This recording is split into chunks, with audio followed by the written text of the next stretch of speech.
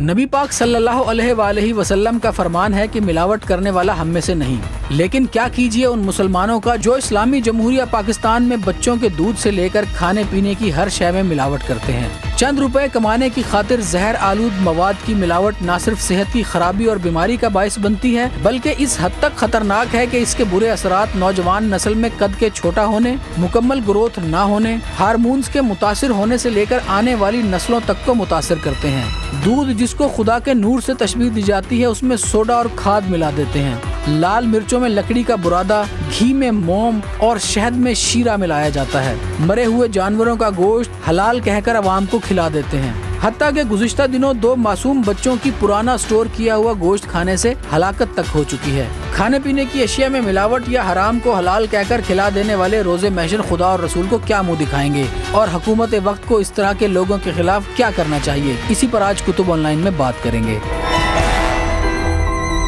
बिस्मिल्लाहिर्रहमानिर्रहीम, अस्सलाम वालेकुम वरहमतुल्लाहि वबरकातुहू। अल्लाहुम्मा सल्लि अला मुहम्मद व आलि मुहम्मद, रब्बि इश्रह ली सदरी वयस्सिर ली अमरी वहलुल उक़दतम मिन लिसानी यफ़क़हू क़ौली, आमीन। ख़वातीन हज़रात, आप देखिए कुतुब ऑनलाइन और मैं हूँ बिलाल कुतुब। मैंने कल बहुत कोशिश की कि मैं ढूंढूं कि इतने गरीब सहाबा, जिसमें मैं इमाम अली का नाम लूँ तो आप सोच सकते हैं कि 3 दिन कभी चूल्हा नहीं जला घर में, मेरे नबी के घर में कभी नहीं जला। मैं हज़रत अबू हुरैरा का अगर जिक्र करूँ तो वो किस तरह मजनून बन के लेटते थे कि को खाना खिला दे। मैंने इस नीयत से शुरू किया पढ़ना, देखना कि इतनी गुर्बत में तो कोई चक्कर चलता ही होगा, कोई लोग फ्रॉड करते होंगे, गैर मुसलमान होंगे, कुछ होंगे। मुझे दूर दूर तक सिर्फ 2 रवायतें ऐसी नजर आई जिस पे कि उलमा इकराम ने कहा कि हाँ ये ठीक है, ये था। एक में ये कि खजूरें जो थी वो जो मिक्स करने के लिए अल्लाह ताला के रसूल ने कहा कि ये ऐसा नहीं हो सकता कि तुम ऊपर अच्छी डाल दो और नीचे बुरी डाल दो, जो डालनी है वो मुकम्मल पूरी डालो, वो एक जैसी हो। दूसरे में अनाज के अंदर नीचे की तरफ पानी था, ऊपर खुश्क था, तो आपने इसके ऊपर अपनी राय दी। मैं ये अपने गुमान से कह रहा हूँ कि ये जिन लोगों ने भी वहाँ उस वक्त किया होगा उन्होंने दानिस्तन नहीं किया होगा, उनसे गलती हुई होगी, मेरा ये कवी गुमान है। लेकिन आज इस बात को सोचते हुए खौफ आता है, खौफ नहीं आता, खौफ से कोई अगली बात हो तो वो कहिएगा कि नबी ने कहा कि वो हम में से नहीं है, वो हम में से नहीं है, वो हम में से नहीं है। जो क्या करता है, जो मिलावट करता है। मैं ज़रा डॉक्टर साहब से, डॉक्टर मोहम्मद हुसैन अकबर साहब, अस्सलाम वालेकुम। और इंतहाई मोहतरम जिसको कि सारी दुनिया सिर्फ एक ही वजह से जानती है, और वो है कि इस शख्स ने पाकिस्तान में कम अज़ कम ये एक नेज़ा गाड़ा, इसने ये अलम कायम किया कि जनाब खाने में फ़्रॉड होता है। और मैं आपको कसमन कह रहा हूँ कि मोहसिन भट्टी, अस्सलाम वालेकुम, मोहसिन भट्टी, जब आप इब्तदा में ये बातें किया करते थे, आप कहते थे ये मछली ख़राब है, हम कहते थे मोहसिन भट्टी को क्या हो गया है, ये पागल हो गया, ये इस तरह की बातें कर रहे हैं, ये ऐसा हो नहीं सकता। लेकिन डॉक्टर साहब, आपको हैरत होगी कि हम रात को जिस खाने पे थे, अब उस खाने के गोश्त और मुर्गी के बारे में जब मैं आपको इत्तला दूंगा ना, तो आपको यकीन करें, यकीन नहीं आएगा कि ये मुल्क पाकिस्तान है। हम इतने जालिम हो चुके कि हमने अपने बच्चों को भी इन लोगों के हवाले कर दिया। वो 2 जो बच्चे, एक 1.5 साल का और एक शायद 3 या 4 साल का, एक बेहतरीन 4 स्टार रेस्टोरेंट में जाते हैं, खाना खाते हैं और उस खाने की वजह से उनकी मौत वाक़ई होती। लेकिन इससे बड़ी ट्रेजेडी पता क्या है, लोग उस रेस्टोरेंट में जाना बंद नहीं करते, वो उसी रेस्टोरेंट में दोबारा जाते हैं, वो खाना खाते रहते हैं जब तक कि हुकूमत उसके दरवाजे नहीं बंद कर देती। लोग अपने मुंह को बंद नहीं करते। या तो हमारे मुंह को हराम लग चुका है, या अब हराम भी हमें सहल यानी कि आसान हो चुका है कि हम उसमें भी बुराई महसूस नहीं करते। सबको पता है कि मरी हुई मुर्गी जो है वो शवारमा में मिलती है, इलामा इकबाल टाउन में, क्योंकि आपको 150 रुपए का चरगा कहीं नहीं मिलता किंग साइज़। पाकिस्तान में लाहौर में वो मिलता है, फिरोजपुर रोड पे मिलता है, वो इलामा इकबाल टाउन में मिलता है। आप ख़रीदते हैं, आप खाते हैं। आप मुर्दा खाना चाहते हैं, कहेंगे नहीं। आप खा रहे हैं, जवाब है हाँ। आपने अपने आप को रोका, जवाब है नहीं। लेकिन जिस मुल्क में रेस्टोरेंट के खाना खाने से बच्चे हलाक हो जाएं और उसको डिफेंड करने वाला कोई ना हो, यकीन कीजिए बहुत बड़ी सोचने की बात है। मेरे साथ साउद मुर्तज़ा हैं जो कि रिपोर्टर हैं कराची से हमारे। साउद, अस्सलाम वालेकुम बेटा। वालेकुम अस्सलाम।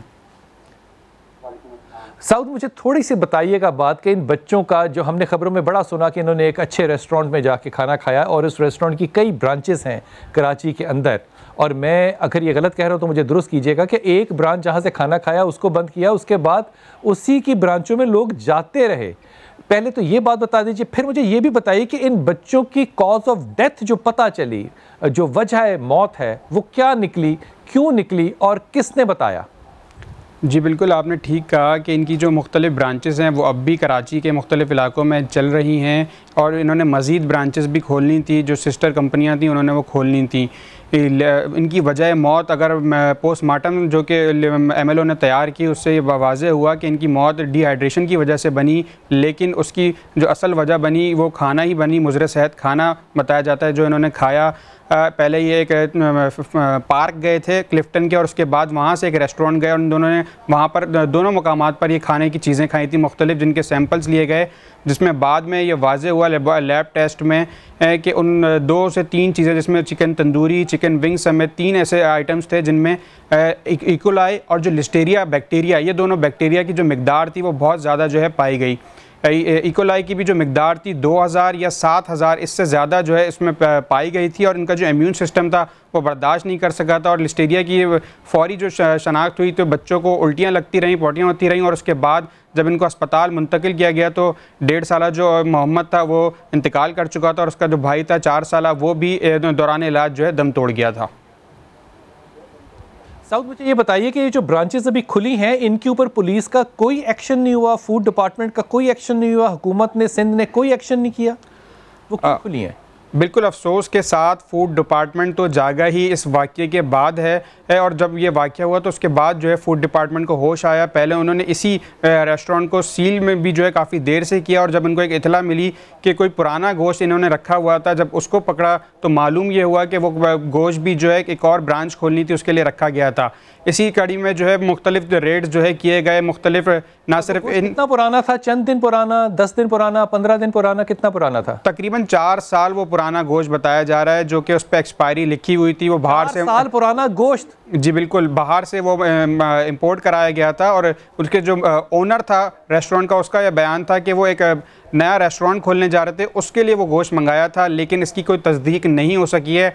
जब भी वो 4 साल पुराना गोश्त एक नए रेस्टोरेंट के लिए मंगाया था और ये मेरा ख्याल है ये अमेरिका से आया हुआ गोश्त था और बड़ा गोश्त था जो कि स्टेक्स के लिए इस्तेमाल होता है, दुरुस्त है बात? जी बिल्कुल, आपने ठीक फरमाया, ये इसी तरह था और इसको यहाँ पे रखा गया था और बाद में पुलिस को और फूड डिपार्टमेंट को ये बताया गया कि नया एक रेस्टोरेंट खोलने जा रहे थे जो कि नहीं खोला गया। मुझे साउथ एक बात बताइएगा, मुझे एक बड़ी ईमानदारी से बात आपने बतानी है, साहिब औलाद हैं सब लोग, मुझे बताइए कि ये जो बच्चे हैं जिनका के मेडिकल हुआ होगा, बायोप्सी हुई होगी और फिर वो उनके जिस्म से अज्जा निकाल के लेबॉरेटरी में भेजे होंगे कि इनके अंदर ये बैक्टीरिया हैं, नहीं है, कितने हैं, क्या है, ये सारा इंतज़ाम कराची में हुआ या लाहौर में हुआ? इस पे भी मैं यही कहूँगा, अफसोस के साथ यहाँ कोई लैब सच है ही नहीं, यहाँ पर सिर्फ पोस्टमार्टम हुआ और उसके भी जो सैंपल्स लिए गए। किसने दिया फिर? ये यहाँ पर पुलिस ने और फूड डिपार्टमेंट ने तकरीबन 30 के करीब सैंपल्स लिए थे जो उनको लाहौर भेजा गया। के पास वो कौन सी फोरेंसिक लैब है जिसमें टेस्ट होते हैं?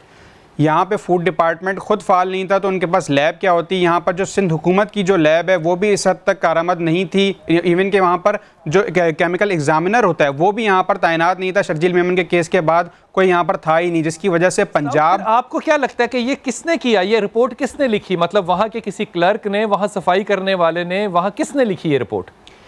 ये रिपोर्ट्स एक तो पंजाब भेजी गई थी, पंजाब की लैब में, और उसके साथ साथ यहाँ पर जो गैर मुल्की या जो निजी लैब्स हैं कराची के अंदर 3 से 4 लैब्स कराची में मौजूद हैं, उनको भेजी गई थी, मुख्तलिफ रिसर्च डिपार्टमेंट्स को भेजी गई थी। और पुलिस, क्योंकि एक पूरा मेडिकल जो है केस बन गया था, पुलिस की समझ से बाहर चली गई थी बात, तो पूरा मेडिकल बोर्ड पुलिस ने बिठाया था और पंजाब की जो लैब है सरकारी। आप मेरे साथ रहिएगा, हमारे साथ doctor Mohammad Ashraf Tahir, DG forensic lab Lahore से मौजूद है। डॉक्टर साहब बहुत शुक्रिया, अस्सलाम वालेकुम।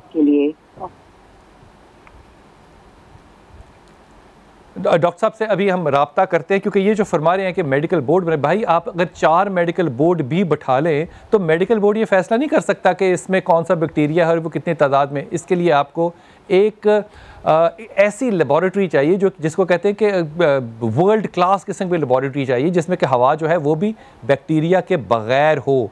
वो लेबॉरेटरी कराची में कहाँ है? आपको कहीं मिले, नज़र आए तो मुझे साउथ ज़रूर बताइएगा। हाँ, शहबाज शरीफ के बहुत से बुरे कामों में से एक अच्छा काम यह है कि उसने पंजाब में जो लेबॉरेटरी बनाई है, फोरेंसिक लैब बनाई है, ये वर्ल्ड क्लास है। हमारा और दुनिया का इस लेबॉरेटरी के अंदर जो नॉलेज गैप है वो ज़ीरो है। कराची में आपने मोहसिन कभी कोई ऐसी लेबॉरेटरी का हादसा देखा है जिसमें कि ये चीज़ें जो हैं ये डायग्नोस हो सकें?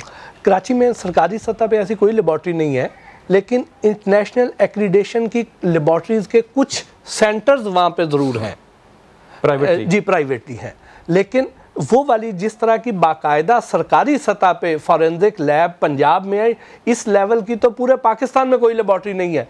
हम वो इंटरनेशनल एक्रीडेशन वाली लेबॉरेटरीज के जिनके कलेक्शन सेंटर्स हैं बेसिकली, उनको हमको दे देते हैं। उनका टेस्ट वो करते हैं, लिवर फंक्शन टेस्ट वो करते हैं, आपका डायबिटीज का टेस्ट वो चीजें करते हैं जो इंसानों के नहीं फोरेंसिक का टेस्ट कैसे, कौन सी लैब करती है? फोरेंसिक का उस लेवल का तो नहीं है, लेकिन हमारे जो फूड के जो टेस्ट हैं उसमें हमारी इंटरटेक है, SGS है, इस तरह की कुछ लेबॉरेटरीज हैं जो कराची में, जिनको सैंपल पहले पंजाब फूड अथॉरिटी भी भेजती रही है और अब भी भेजती है जी। उसमें हमारी एक करशी की लैब है जो हत्तार में है, और उसके बाद SGS और इंटरटेक, इनकी लेबॉरेटरीज को हम भेजते रहे हैं। यहाँ पंजाब फूड अथॉरिटी भी उनको भेजती रही है, और ये जो सिंध का जो फूड अथॉरिटी है वो और पंजाब फूड अथॉरिटी लाइजोन में थे, क्योंकि सिंध फूड अथॉरिटी अभी इन्फेंसी की स्टेज पे है, छोटी है, उनके पास अभी सिर्फ 4 लोग हैं। अभी चंद महीने पहले तो वो एक्ट बनी है, इससे पहले तो हुजूर ये मुझे फरमाइए कि क्या ये बात मैं सच मान लूं कि लोग बाहर से गोश्त मंगाते हैं और 4-4, 5-5 साल वो बासी हो जाता है, फ्रीज में रहता है और फिर उसमें बैक्टीरिया बन जाता है।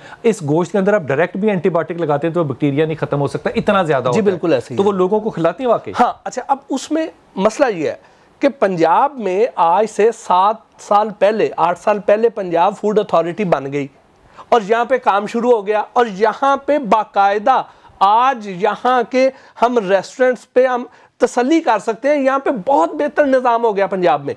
लेकिन सिंध में ये निज़ाम मौजूद नहीं है, अभी तक नहीं है। मैं अभी कुछ दिन पहले, 2 हफ्ते पहले कराची से आया हूँ, और मैं वहाँ पे काफ़ी रेस्टोरेंट्स और वो चेक करके आया हूँ और वहाँ पे एपिसोड्स करके आया हूँ। तो वहाँ पे ये पोजीशन है बिलाल साहब कि बहुत सारी फूड आइटम्स ऐसी हैं जिन पे एक्सपायरी ही दर्ज नहीं है। एक्सपायरी दर्ज ही नहीं है? हाँ, ये तो इम्पोर्टेड गोश्त था ना जिसके ऊपर एक्सपायरी थी, तो जब हमारी दूसरी अशिया पे एक्सपायरी दर्ज ही नहीं होनी, तो आपको कैसे पता चलेगा कि वो 2 साल पुराने हैं या 10 साल पुराने? उसके बाद वहाँ का जो लेबर है, जो स्टाफ है, उनको ये सेंस नहीं है कि हमने first in first out apply करना है, जो चीज पहले आई है उसको पहले कंज्यूम करना है, और एक्सपायरी डेट ये नहीं पता। हमारे साथ डॉक्टर साहब हैं, डॉक्टर अशरफ ताहिर साहब। अस्सलाम वालेकुम डॉक्टर साहब। वालेकुम सलाम। डॉक्टर साहब बहुत शुक्रिया, आप पहली दफ़ा तशरीफ लाए कुतुब ऑनलाइन में, आपको इंतहाई वार्म वेलकम। लेकिन बैड नोट पे बात शुरू कर रहा हूँ। ये जो 2 बच्चे जिनकी के मैं तो शहादत कहूँगा, 2 बच्चे मासूम थे जो कि खाने की वजह से चले गए, इनके कुछ अज्जा आपके पास भी आए थे टेस्ट के लिए, थोड़ा सा बताइएगा वो क्या बना उनका? वो मैंने रिपोर्ट हमने तो भेज दी थी, पैथोलॉजी की रिपोर्ट। जी जी, उसमें क्या निकला था डॉक्टर साहब? उसमें किडनी शॉक था। किडनी शॉक था, इसका मतलब कि उनके जिस्म से पानी बड़ी जल्दी निकल गया। हाँ जी। तो डॉक्टर साहब, क्या पाकिस्तान के अंदर पंजाब के अलावा भी आपका जिस लेवल पे लेबॉरेटरी है और फूड टेस्ट करता है, क्या सिंध के अंदर भी, कराची के अंदर भी इस तरह के लेवल की लेबॉरेटरीज प्राइवेट या पब्लिक सेक्टर में है? पाकिस्तान में कोई लेवल की लेबॉरेटरी नहीं है, किसी तरह लेवल की भी। अच्छा, ये जो है ना, हमारा फूड का काम नहीं है जी, लेकिन हम स्पेशल कोई आता है तो कर देते हैं, क्योंकि अगर मैं हमारा मैंडेट नहीं है, क्योंकि इसके लिए स्पेशल लैब्स चाहिए। वो लैब्स किसी सेक्टर में नहीं है, बना रही है। हाँ जी, किसी सेक्टर में नहीं है, किसी प्राइवेट सेक्टर में भी नहीं है। नहीं, ये जब केस हमारे पास आया था तो हमने बल्कि आगा खान और शौकत खान से पता किया था, कुछ टेस्ट हमें चाहिए थे कि हम अब कुछ हम करेंगे, कुछ वो करेंगे, हम किसी नतीजे पे पहुंच जाएंगे जी। लेकिन वो उनके पास भी माइक्रोबायोलॉजी जो हम करना चाहते थे, एफ्लोटॉक्सिन, हमारा ख्याल है कि ये एफ्लोटॉक्सिन है, जो एक उल्ली मुख्तलिफ किस्म की उल्लीद होती हैं, वो उनसे एक टॉक्सिन प्रोड्यूस होता है, तो वो किडनी भी पेशाब करता है। हम कन्फर्म करना चाहते थे कि ताकि उनको सैंपल भेजेंगे, हमें देख के बता दें, क्योंकि हमारे पास माइक्रोबायोलॉजी लैब नहीं है। हम करते ही नहीं है काम। तो उनके पास किसी पाकिस्तान में किसी ना प्राइवेट के पास है ना गवर्नमेंट का तो वैसे ही छोड़ देना। तो डॉक्टर साहब, आप लोग एक फूड डिपार्टमेंट के लिए वो इतना अच्छा काम कर रही है, छापे मारती है, पकड़ती है, आप उनकी हेल्प या रेजिस्टेंस के लिए एक साथ छोटी सी उनको भी लैब प्रोवाइड क्यों नहीं करते? उनको टेक्नोलॉजी अपनी और HR क्यों नहीं हेल्प कर सकते? फूड के लिए बहुत बड़ी लैब चाहिए। जितने फूड के आइटम है, अगर सही काम करना है, जैसे हम फोरेंसिक का कर रहे हैं, हम फोरेंसिक का काम कर रहे हैं, हम कहते हैं यूरोप और अमेरिका में जो टेस्ट हो रहा है हम कर रहे हैं। कोई दुनिया की हमने एक्रेडिटेशन भी बाहर से करवाई है। दुनिया की किसी लैब में चले जाएं, हमारी रिपोर्ट लेके we will defend our report. लेकिन अब पंजाब गवर्नमेंट ने इसके ऊपर बहुत बड़ा एक्शन लिया है। ये आप आए, ठोकर पे बन रही है लैब, जिसको 1.5 साल लगेगा, साल मेरा ख्याल है। वो US FDA की तरह होगी, जो कि I am taking the charge, additional charge as a DG for that also। अच्छा डॉक्टर साहब, मुझे एक बात बताइए, क्या ऐसा मुमकिन है कि आप लोगों को इस बात का इल्म हो किसी तरीके से कि हमारे बच्चे जो दूध पीते हैं, हमारे घरों में जो दूध सप्लाई होता है, जो डब्बों में दूध सप्लाई होता है, इसके अंदर हमने सुना है कि हार्मोन्स ऐसे होते हैं जो जहरीले होते हैं। आप इस पे राय दे सकते हैं कि ये ठीक है बात? आप कह सकते हैं, देखें बात कि पाकिस्तान में आप किसी फूड को, मेरे अपना आइडिया में जो मेरा अपनी थिंकिंग जो है कि पाकिस्तान में कोई फूड, कोई दूध छोड़े, कोई चीज, मीट ले लें, चिकन ले लें, कोई चीज ले लें, आप बिला खौफ खतर खाएं, वो बहुत गलत बात है। हर चीज मरे हुए जानवर, डिजीज एनिमल, डिजीज चिकन सब खाया जाता है। कोई आपके गांव का भी जो मरे हुए हम खा रहे हैं, हमारे गांव के आप खा रहे हैं। That's what it is। इसमें कोई मीट वही है, जो दूध वही है जो आपने खुद अपनी भैंस रखी है या बकरी रखी है। अच्छा डॉक्टर साहब, 2 बातें आपके तजर्बे की रोशनी में आपसे पूछना चाहूँगा। हमने अक्सर सुना है ये, और यकीन नहीं आता इस बात का, कि अगर शैम्पू और तेल मिलाएं और उसमें फिर आप पानी मिला दें तो दूध बन जाता है। मैंने खुद बनाया, मैंने खुद बना के, ये दूध बन जाता है? बिल्कुल बन जाते हैं, आपको बना के दिखा देते हैं। डॉक्टर साहब, मेरे पास तो कोई बात ही नहीं है करने को। और शैम्पू मिला के, तेल मिला के, पानी मिला के दूध बन जाता है? ये केमिस्ट हैं, ये लोग इनको बताते हैं, क्वालिफाइड लोग हैं। ये शैम्पू लें, उसमें तेल डालने की बड़े से पैन में या परात में डाल के उसको हाथ से मलते जाए, मल्टीप्लिकेशन हो जाएगी। इट विल बिकम सेमी, इसमें स्लरी की बन जाएगी वाइट। उसमें पानी डालें, हिलाते जाएं, डिजॉल्व हो जाएगा। उसमें 2 लीटर दूध डाल दें, 25 लीटर दूध बन गया। डॉक्टर साहब, मेरे पास लफ्ज़ ही नहीं है, मुझे वक्फे पे जाना पड़ेगा। आप मेरे साथ खुदा के, मैं इंतहाई ममनून होगा, आप साथ रहिएगा। भट्टी भी हमारे साथ डॉक्टर हुसैन अकबर भी हैं, मेरे साथ रहिएगा। छोटा सा वक्फा लूँगा, वापस आऊँगा। आप एक मुसलमान मुल्क में, रियासत में, जिसका नाम इस्लामी जमहूरिया पाकिस्तान हो, ये सोच सकते थे? मैं नहीं सोच सकता।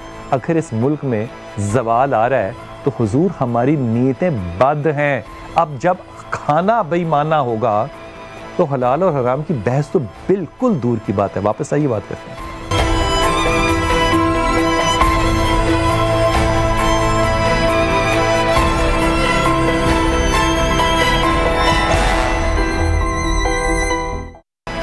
बिस्मिल्लाहिर्रहमानिर्रहीम। आप जब दुकान पे जाते हैं, आप गोश्त वाले को पूछते हैं और आप उससे 15-20 साल से चीज़ें ले रहे होते हैं। आप कहते हैं कि भाई गोश्त ठीक है, वो कहता है बिल्कुल ठीक है। आप मुर्गी वाले के पास जाते हैं, भट्टी साहब, वो कहता है गोश्त बिल्कुल ठीक है।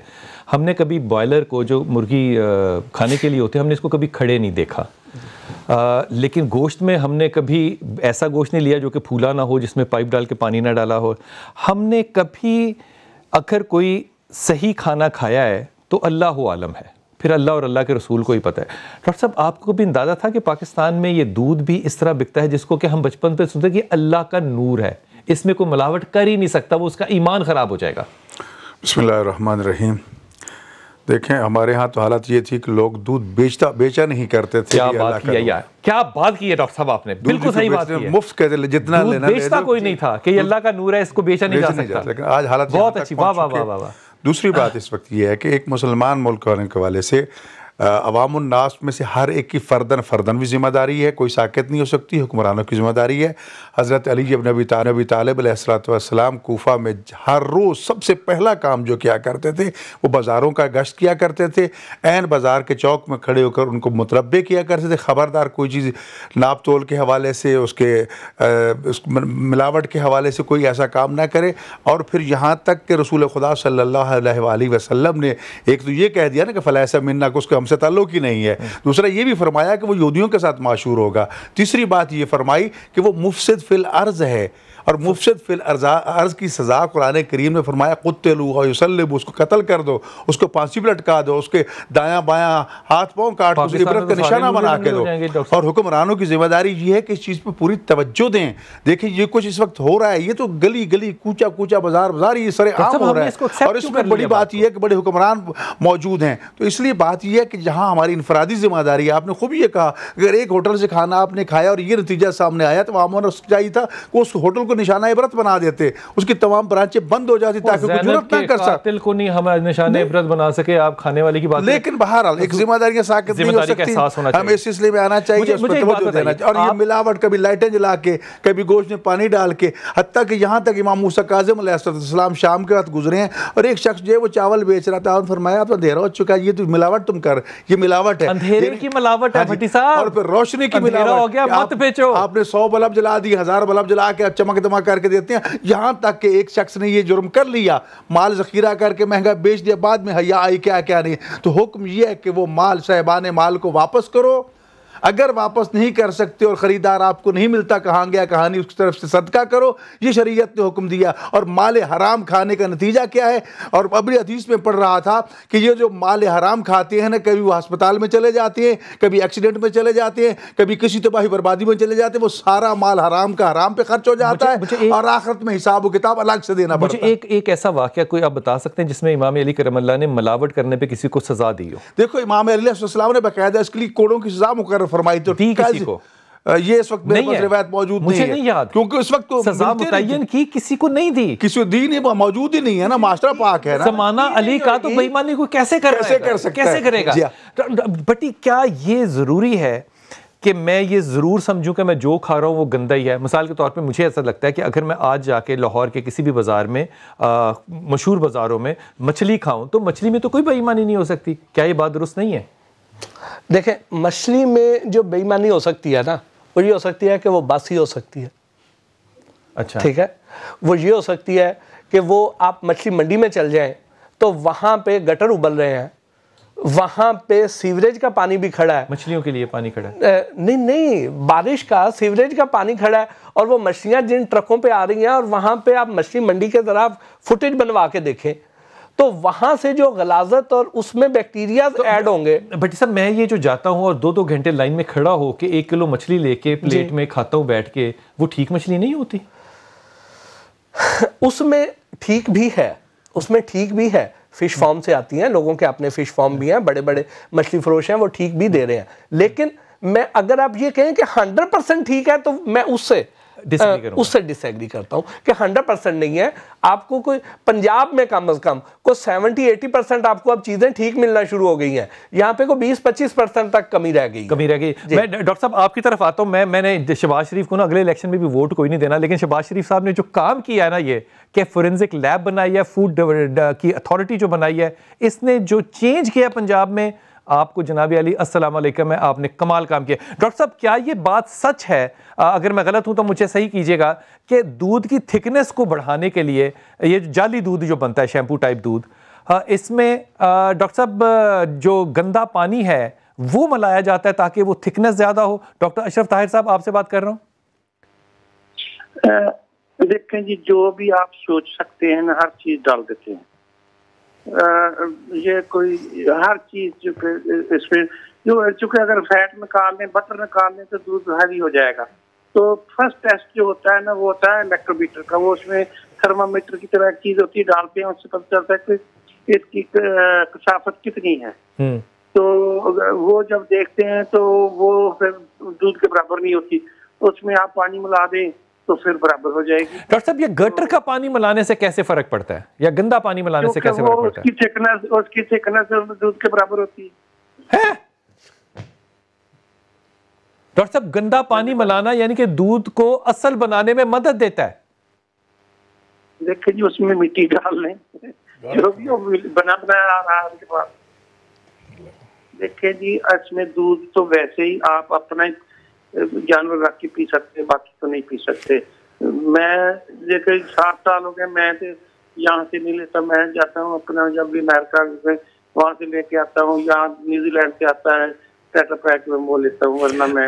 अच्छा डॉक्टर साहब, ये जो जाली दूध बनाते हैं, ये शैम्पू मिला के, तेल मिला के, इसमें गंदा पानी मिला के, बेशुमार और जी, ये तकरीबन एक आदमी को जो बनाने वाला है उसको इसमें कितना प्रॉफिट मिलता होगा? प्रॉफिट 20 गुना हो गया। 2 लीटर आपने दूध डालना है, बाकी पानी है। 2 लीटर दूध डालना, बाकी पानी है? हाँ, 20 वाह, लीटर पानी है। डॉक्टर साहब, ये फरमाइए कि पंजाब के अंदर ये क्या कम है क्राइम और बाकी सूबों में ज्यादा है? ये सारे पाकिस्तान में बराबर है। पाकिस्तान पॉपुलेशन के हिसाब से देखो, पंजाब की पॉपुलेशन ज्यादा है, उतना ही ज्यादा होगा। अगर नंबर ऑफ पीपल देखें तो यहाँ ज्यादा होगा। बाकी लोग तो विलेजेस में अपना भी दूध होगा उनका।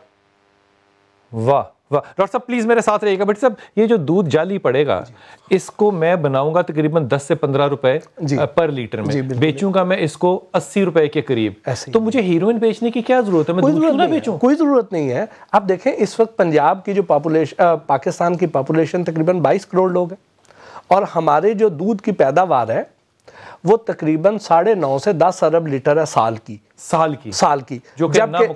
जबकि अगर हर आदमी 1 पाव दूध रोजाना पिए तो हमें 20 से 22 अरब लीटर साल का चाहिए। ये पैदा भी नहीं है। जी, पैदा हो रहा है जो हमारा वो 9.5 अरब 10 अरब लीटर है। हम 50% से ज्यादा हमारा डेफिसिट है। वो जो बाकी 11-12 अरब लीटर दूध है वो कहां से आना है? वो जाली आएगा। वो अब जो जाली दूध आएगा वो फिर मुख्तलिफ तरीकों से बन के आएगा। अब हमारे साथ हो क्या रहा है? हमारे साथ हो ये रहा है कि हमारी जितनी बड़ी कंपनियां हैं, जितने ब्रांड्स हैं, ये जब किसान से दूध खरीदते हैं तो 6% फैट वाला दूध 45 रुपए लीटर खरीदते हैं जी, और हमें पैक करके देते हैं तो 130 रुपए लीटर देते हैं, और उस पे 3.5% फैट वाला देते हैं। 2.5% फैट तो वहां पे इन्होंने इस्तेमाल कर ली, लेकिन ये बाकी भी निकाल लेते हैं और उसको आर्टिफिशियल तरीकों से पूरा कर देते हैं। फिर उसके बाद आर्टिफिशियल तरीकों से उसमें वेजिटेबल फैट डाल दी, असल निकाल लिया। यानी कि वो जो डब्बे का दूध हम पीते हैं जी, वो भी खैर से ठीक ही होता है, बस उसमें वेजिटेबल फैट आई है। उसमें आप सुप्रीम कोर्ट के हुक्म पे जो टेस्ट हुए थे, आप देखें उसमें इन कंपनियों के रिजल्ट जरा देखें ना जी। तो पाकिस्तान में इनको इजाजत क्यों है ये काम करने की? इनके ऊपर चेक एंड बैलेंस नहीं कर सकते हम? असल में ना, ये इतने बड़ी बड़ी कंपनियां हैं, इतना असर रसूख रखती हैं कि ये स्टैंडर्ड्स भी अपनी मर्जी के बनवा लेते हैं। मेयार भी अपनी मर्जी का होगा। ये टी वाइटनर इतना अरसा हमने दूध करके नहीं पिया। बिल्कुल पिया, बिल्कुल 10-15 साल हो गए। टी वाइटनर जो है हम दूध करके पीते रहे हैं। यहाँ पे बड़े बड़े ब्रांड्स, वो बड़ी बड़ी कंपनियां जो पाउडर मिल्क बनाती थी, जो असल में दूध नहीं था, और वो बच्चों को दूध करके बेचती रही हैं। यहाँ पे हम अपने बच्चों को वो पाउडर मिल्क पिलाते रहे हैं जो दूध नहीं था। वो अब लिखना शुरू किया उन्होंने कि ये कुदरती दूध नहीं है। तो आप मुझे ये बताएं कि वो बड़ी कंपनी जो दुनिया के 140 मुल्कों में काम कर रही है, और वो पाउडर मिल्क उसका इतना मशहूर है, वो खुद उस पैकेट के ऊपर नहीं लिखते थे कि ये दूध है, लेकिन उसको पोर्ट्रेट एज अ मिल्क करते थे, जो हमारे पैदा हुए बच्चे पी रहे होते थे। और अब उन्होंने जब सुप्रीम कोर्ट के हुक्म पे जब एक्शन हुआ, जब पंजाब फूड अथॉरिटी ने टेस्ट किए, जब इसको पकड़ा गया तो पता चला कि वो दूध नहीं है, और अब उन्होंने लिखना शुरू किया कि ये कुदरती दूध नहीं है। नहीं लिखना शुरू किया। हाँ, वो भी डंडे के तौर पे, और वो भी बड़ा छोटा सा उस जगह पे ऊपर लिखते हैं जहां पे वो सील को आपने काट देना है ताकि नीचे से फिर कहीं से ना पकड़े जाए। डॉक्टर साहब माफ़ी मांग सकता हूँ मैं? डॉक्टर साहब मैं और क्या कर सकता हूँ? बटी मैं माफ़ी मांग सकता हूँ। डॉक्टर मिसबा बहुत शुक्रिया आपका। मुझे ये बताइए कि हमने सुना है, मेरी इस गलतफहमी को दुरुस्त फरमाइए, कि आज जो हम खाना खा रहे हैं इसमें हार्मोन्स बड़े शामिल हैं, मुर्गियों में या उनकी फीड में। क्या वाकई ऐसा है कि इन हार्मोन्स की वजह से या इन खुराकों की वजह से जो कि हम खा रहे हैं, हमारे बच्चों के कद छोटे, प्रेगनेंसी ना होने की वजूहात, हार्मोनल इम्बैलेंस होने की वजूहात, क्या ये वाकई सच है बातें? जी डॉक्टर मिसबा। बिल्कुल। तो जी अस्सलाम वालेकुम, थैंक यू फॉर कॉलिंग जी। बिल्कुल ये प्रॉब्लम है, गलत खुराक खाने की वजह से, बैड लाइफस्टाइल की वजह से, मुर्गियां जिनको गलत खादें डाली जाती हैं, जिनको जल्दी से ब्रिंग अप किया जाता है, मरी मुर्गियां छुप के खिलाने से, इससे बच्चों में मोटापे आ रहे हैं, उनके दिमागी और जिस्मानी एनर्जी के ऊपर इफेक्ट हो रहा है, और बच्चियां कंसीव करने से प्रॉब्लम में आ रही हैं, उनके पीरियड्स खराब हो रहे हैं। बेतहाशा इश्यूज हैं जी। इस वक्त मेरे हिसाब से, मैं किसी स्टैटिस्टिक्स के हिसाब से तो नहीं बात कर रही, लेकिन 70% मसले गलत खुराक की वजह से हैं, जिसमें ये डब्बे के दूध और इवन भैंस का दूध जिसमें चीजें मिलाई जाती हैं, अंडे गलत तरीके से, जाहिर है जो मुर्गियां ठीक नहीं होंगी उनके अंडे भी आगे से इफेक्टिव होंगे। मुर्गी का गोश्त जो कि बहुत ज्यादा इस वक्त ब्लेम किया जा रहा है for problems in young girls, ये मेजर प्रॉब्लम है जी। डॉक्टर साहब मेरे साथ ही रहेगा। भट्ट साहब, क्या मुर्दा गोश्त हम खाते हैं? एक जवाब दीजिएगा, फिर मैं वापस आके तफसील लूंगा। हम मुर्दा गोश्त खाते हैं, वापस आपसे अर्ज करता हूं।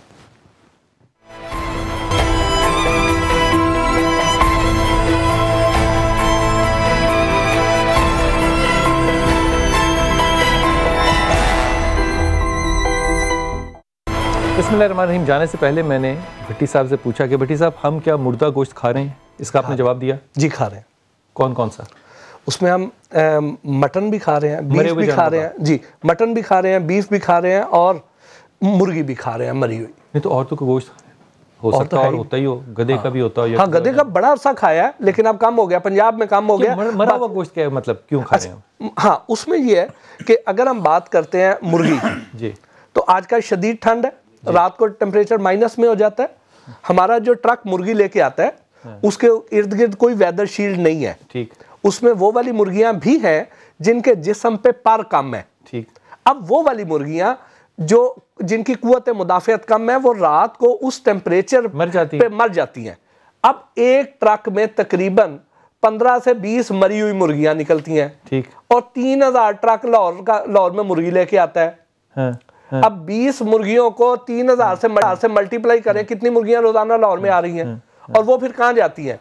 उससे शवारमा भी बनता है, उससे वो चरगा भी बनता है, उससे वो सस्ते टिक्के बारबेक्यू भी बनते हैं, वो हलीम में भी जाता है, इन जगहों पे वो गोश्त जाता है। ये बड़ी कंपनियां हैं, ये सिर्फ छोटे छोटे लोग खाते हैं? छोटे छोटे लोग जा रहे हैं, बड़े ब्रांड नहीं लेते हैं, नहीं लेते। बड़े रेस्टोरेंट इसको ठंडा गोश्त कहते हैं, इसको ठंडी मुर्गी कहते हैं, इसकी अलहदा से बोली होती है। और ये ऐसी जगहों पे आप खुद अंदाज़ा लगाएं ना, जब आपको 30-35 रुपए में जब आपको शवारमा मिल रहा है, वाकई बड़ा शवारमा, जिसकी कॉस्ट जो है वो 60 से 70 रुपए की होती है, अगर वो जिंदा गोश्त का बने तो वो 30 रुपए में आपको कैसे दे रहा है?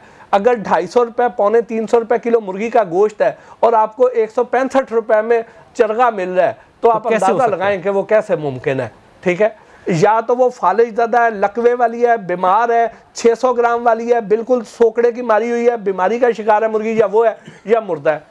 एक लम्हा दीजिएगा। डॉक्टर अशरफ साहब आप हमारे साथ हैं। अशरफ ताहिर साहब, हजूर ये फरमाइए कि मरा हुआ गोश्त खाने से इंसान की सेहत पे क्या फर्क पड़ेगा? इंसान की देखिए, अब जो मरी हुई या डिजीज मीट है उसमें तो हर तरह की बीमारी के जरासीम है। बच्चों में ज्यादा, क्योंकि बच्चों में कुछ मुदाफियत कम होती है, उनमें जल्दी इफेक्ट है। बाकी हमारी बहुत सी पॉपुलेशन माल नरिश्ड है, जितना बच्चा कमजोर है उतनी जल्दी करेगा, क्योंकि बीमार अब बेशुमार बीमारियां हैं जानवरों की। डॉक्टर साहब, अगर मैं ये कहूँ कि हमारा लिवर कैंसर जो इतना बढ़ गया है उसमें दूध और मरी हुई मुर्गी शामिल है, तो क्या ये दुरुस्त होगी बात? इसमें ये भी शामिल है और भी बहुत सी चीजें शामिल है। कोई चीज खाने वाली ले लें, दूध और मिठाइयों में क्या है, कोई आप कोई चीजें का बताएं तो जो आप कह सकते हैं कि ये सही चीज है, चलो बता दें मुझे, आप खाने वाली कोई चीज बता दें। मैं यकीन करने नहीं बता सकता, मैं वक्त में भी सोचता हूं, नहीं बता सकता, नहीं बता सकता डॉक्टर साहब। बस यही बात है। अब चूंकि पंजाब में ये है कि एक Punjab food agriculture and drug testing agency बन गई है, शुरू हो चुकी है, अब इंफ्रास्ट्रक्चर बन चुका है, साइंटिस्ट क्या करेंगे, वो एक यूनिक चीज होगी जैसे फोरेंसिक एजेंसी है। बाकी पंजाब में अभी तक कोई चीज नहीं है, ना किसी और सूबे में है, किसी जगह नहीं है। तो मतलब सलाम ही पेश हो सकता है और क्या हो सकता है। डॉक्टर साहब कभी ऐसी खबर आपने सुनी कि घी के अंदर भी मोम मिलाते हैं या मिर्चों के अंदर या खाने पीने के मसालों की चीजों में? घी में बेशुमार चीजें मिलाते हैं, बटर जाली बनता है। बटर जाली बनता है? जाली कैसे बनता है डॉक्टर साहब? बेशुमार चीजें मिलाते हैं। मैं क्या गाँव जो गोजरे में कहते हैं जी मिला बन रहा है, जो दे रहा है पता नहीं कर 250 से पौने 300 रुपए किलो। आप बताएं 300 रुपए किलो बटर मिल सकता है किस जगह? अच्छा डॉक्टर साहब आपने सारी दुनिया देखी है, बल्कि आप मेरी ज़ाती गुमान में आपकी जो लैब है और आपकी जो शख्सियत है दुनिया जहान में ज़ीरो नॉलेज गैप की जो चंद शख्सियतें हैं पाकिस्तान में उनमें से आप एक हैं माशाल्लाह। मुझे फरमाइए कि आपने बाकी दुनिया में भी इतना मतलब कोई मतलब मैं क्या कहूँ इस बात को, इतना गहरा फ्रॉड देखा है आपने कि खाना पीना इतना जाली हो? अमेरिका में, अगर अमेरिका या ब्रिटेन में या जर्मनी में जाके ये कहेंगे दूध में मिलावट होती है तो वो आपकी तरफ मुंह की तरफ देखते हैं कि बात क्या कर रहा है। ये बात क्या कर रहा है कि ऐसे क्या कैसे हो सकती है ये मिलावट?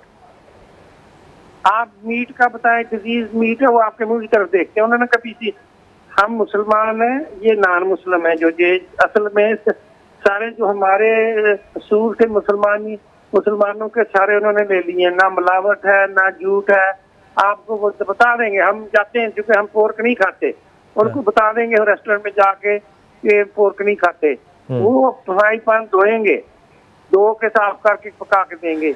अगर आप अपने किसी रेस्टोरेंट पे, मुझे अपने मुसलमान रेस्टोरेंट पे बार नहीं है, वहाँ पे इन्होंने गड़बड़ कर जानी है। डॉक्टर साहब आप बिल्कुल सच कह रहे हैं, ये बड़ी दुखी दिल की बात है, बड़ी ही दुखी दिल की बात है। हुजूर कराची के अंदर जो आप प्रोग्राम इतने करके आए, आप मुझे बताइए कि आपने वहाँ पे बुनियादी तौर पे 3 बदतरीन चीज़ें जो देखी वो क्या थी? वहाँ पे बदतरीन चीज़ पहली जो देखी कि वहाँ का जो साफ तरीन रेस्टोरेंट भी था ना, वो लाहौर के पंजाब के गंदे तरीन रेस्टोरेंट से भी गंदा था, पहली चीज़।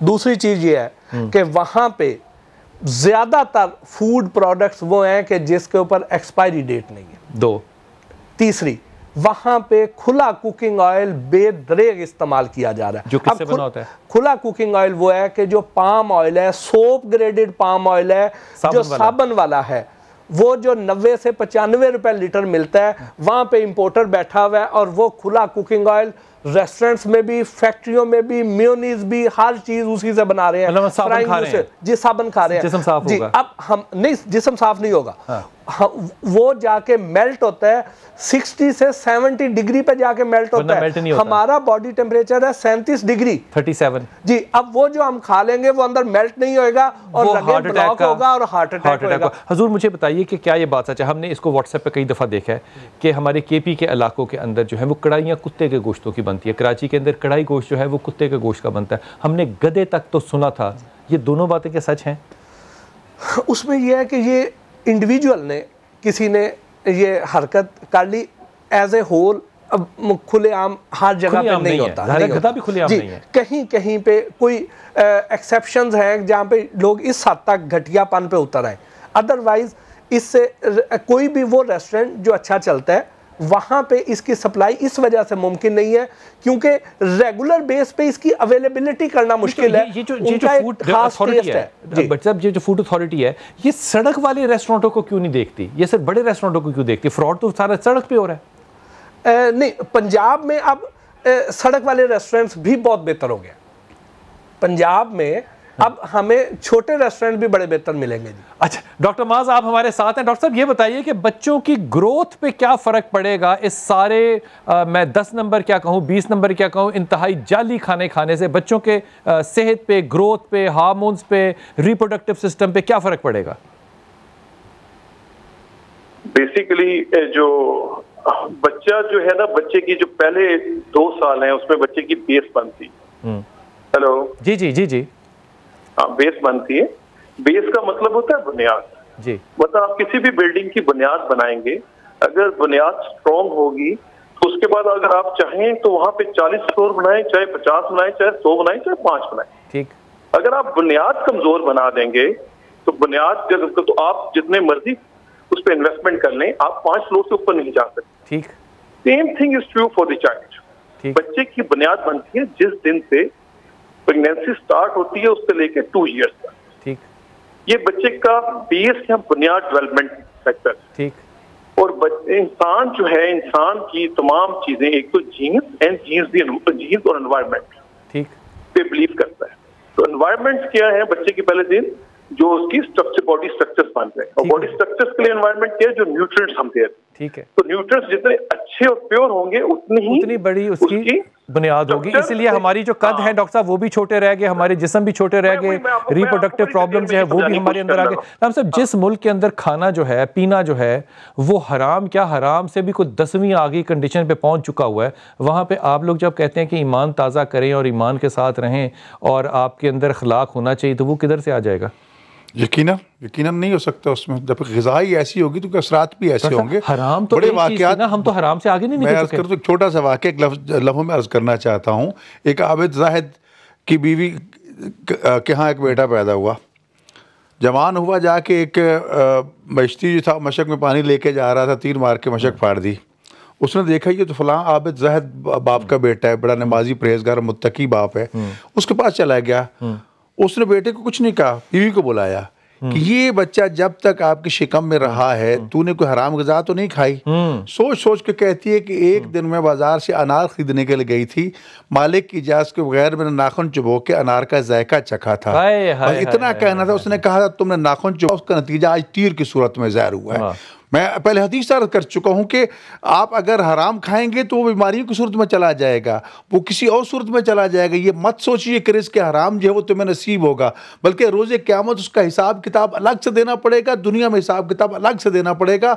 और ये जितनी हमारी तबाही और बर्बादी के मामलात हैं, इसमें हमारी ग़िज़ाएँ सरे बिल्कुल सिर्फ दुआएँ कबूल नहीं होती। 40 दिन तक एक लुक़मा हराम खाने से 40 दिन दुआएँ कबूल नहीं होती। वो बानक हुसैन ने अपने वो किताब में लिखा कि जो हराम माल खा लेता है, एक आध दफ़ा का जिक्र है, महाल मलांग खा लेता है, तो वो जो है बच्चा जो उसकी तरबियत इसलिए ख़राब होती है क्योंकि उसके खून के अंदर परवरिश ही ख़राब हो रही है। मैं इंतहाई ममनून हूँ डीजी साहब आपका, डॉक्टर साहिबान आपका, भट्टी साहब खुसूसन आपका। अल्लामा साहब कोई जुमले नहीं है कहने के लिए।